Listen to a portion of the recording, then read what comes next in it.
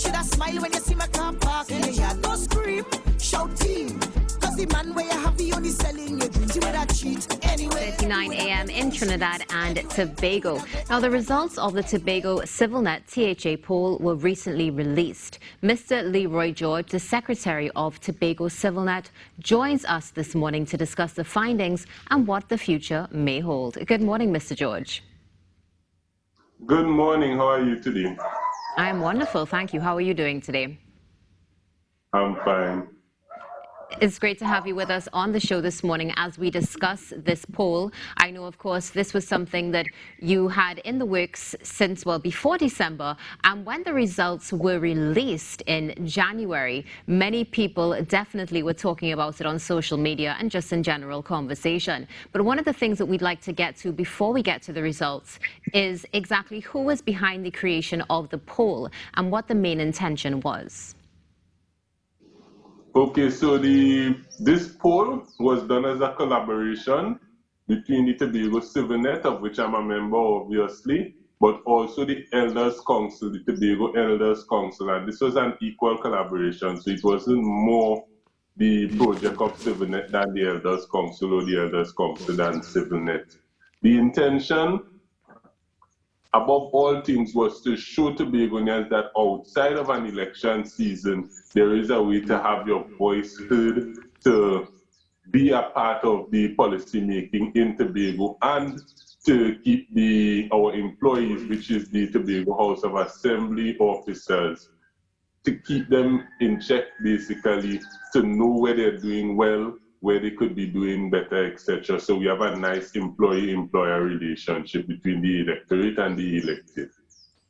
And it was definitely something that was welcomed and a reminder that is also needed for many in the public, not just here in Trinidad and Tobago, but throughout the world. So hats off on this initiative. Now, before we jump into, again, the findings, just a quick question, because taking a look at the 17-page document, some people, of course, their comments were shared, and some people were asking about the drafting of the questions in particular. Were the questions drafted as a joint venture between both of the organizations, or was it done by an independent party? Yes, a committee that included both persons from the organization, which is the Elders Council, the Tobago Elders Council, and the CivilNet did come together, and that committee involved persons that the public would see as being from different sides of the political divide here in Tobago and different age groups, etc. And there were extensive conversations as to what exactly, how many questions would best suit the purpose that we're seeking, and what questions exactly would be asked. And how well received was this poll by the public?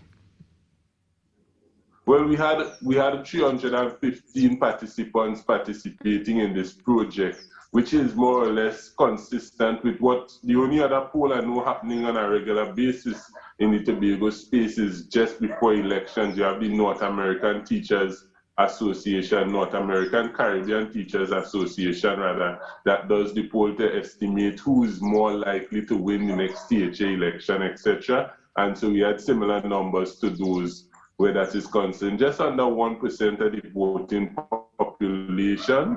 And after the poll results came in, as you said, it became a hot topic on the island. So it's well received, I believe, because this is the first of what is expected to be an annual exercise. I believe the next exercise will be even better appreciated and participated in. I should also mention that while this poll was done entirely online, we noticed that persons between the ages of 30 to 40 to 50 years old were the ones persons that are a little older than the youngest persons out there on social media were the ones that participated more so than some of the younger crowd. That is a point of concern, because seeing that it was online, we would have expected more youths to be involved in voicing their opinions in the comment section. As you know, the poll has some comment sections, and also giving grades.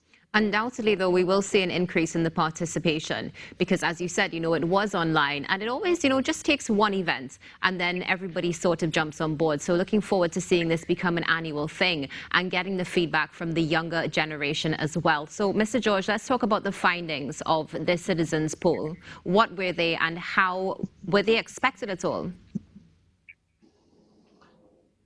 Just about everybody is saying, including myself, that the results were a little worse than what we expected. When it comes to questions that covered how the entire Tobago House of Assembly Executive Council operates, the mode average, we had different grades. You had excellent, good, above average, average, below average, poor, and very poor. Plus also, if you didn't have an opinion on something, you could say not sure also. And so the mode average in terms of grades when it comes to questions that evaluated the overall operations and efficiencies and nobilities of the Tobago House of Assembly Executive was very poor. However, the good news is that when it comes to the operations of the THA divisions itself, whilst they didn't score above average, the mode's grade would have been average. And so that we are seeing that there is some hope for optimism. And if you look at the comment section, you'd see even the persons, even before they saw that, how they felt as individuals was shared by a large majority of people in the Tobago space. Even though there was that disappointment in the performance of the Tobago House of Assembly Executive Council, there is still a strong feeling of optimism that going into the future, this new administration would be able to do a better job. Definitely. I noted that in the comments as well. A lot of people speaking, of course, about, this is a new administration and everybody has to learn and grow. Now, one of the things that you noted with some of the lower ratings would have been performance. Is there anything that perhaps came up on the higher end, maybe average, above average, that you wouldn't mind highlighting with us this morning? The Division of Education, they had an impressive, in my opinion, impressive number of persons stating that they were doing well.